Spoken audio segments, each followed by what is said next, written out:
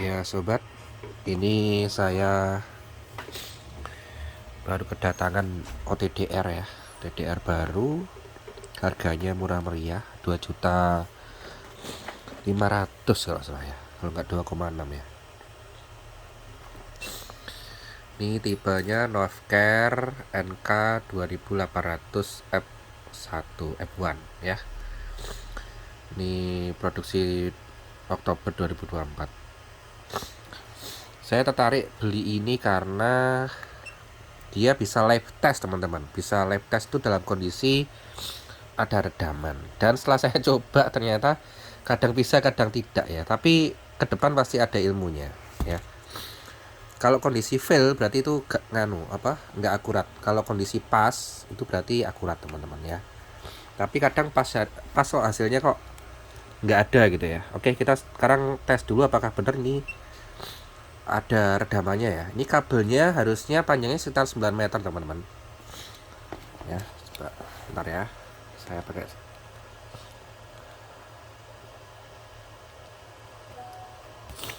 Sorry karena saya nggak ada yang bantu, jadi saya kerjakan sendiri ya. Ini 12 min 12 dan ini saya bandingkan dengan OPM punyanya Joinwith yang harga 400.000 itu hampir sama ya. Sekarang kita akan tes nih kalau mau apa close itu ke sini. Sekarang kita kalau pakai OTDR itu sering nggak muncul datanya. Jadi lebih baik pakai event map aja. Dan saya memang lebih senang pakai event map daripada OTDR. Dengan itulah ada OTDR yang harga 3,5 juta itu kan juga gitu. Saya lebih senang. Nah ini dia itu untuk layarnya itu touchscreen teman-teman ya. Layarnya touchscreen. Jadi upayakan kalau namanya touchscreen ya hati-hati aja, ini harus ada pelindungnya ya, harus ada plastiknya. Ini plastik bawaannya ini cuma plastik biasa, bukan screen protector ya, nanti diganti ya. Oke, sekarang kita pencet event map. Ini lambdanya hanya di 1550 ya untuk OTDR nya, kalau OPM nya lengkap ya. Sekarang kita langsung mulai ya, dia lagi testing. Jadi ini tadi ada redaman min 12 ya. Nah, ini kondisinya misal kita itu lagi di rumah klien, kemudian daripada apa itu mutus atau melepas, misal kondisinya di klien itu kabel putus gitu ya, daripada kita apa bukan kabel putus ya, mungkin kabel bending kali ya, jadi ada redamannya. Kalau kabel putus nggak ada redamannya sama sekali kan, jadi dalam kondisi bending gitu ya. Jadi lab test ini lebih tepatnya untuk kondisi bending ya teman-teman, artinya ada redaman masihan. Tapi kita belum coba ya, belum coba apakah dalam kondisi bending itu dia bisa baca bending dengan akurat. Karena saya coba pakai yang modelnya Fujitomo ya saya, atau Economics ya. Ketika saya kasih bending parah maupun sedang itu ternyata jaraknya berubah teman-teman ya. Jaraknya berubah. Jadi memang OTDR itu lebih ditujukan untuk ini ya, kabel putus kayaknya. Kalau kabel kegesek misal rusak core-nya itu kadang juga kacau jadinya, bacaannya kadang nggak kebaca. Apalagi kalau bending itu kadang bisa terbaca akurat, kadang juga enggak.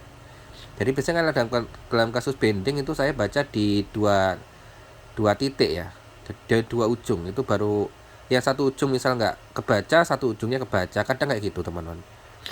Ya disinilah seninya ya teman-teman ya. Sekarang ini kita baca. Ini jaraknya 10 meter, padahal realnya kurang lebih 9 meter sekian teman-teman.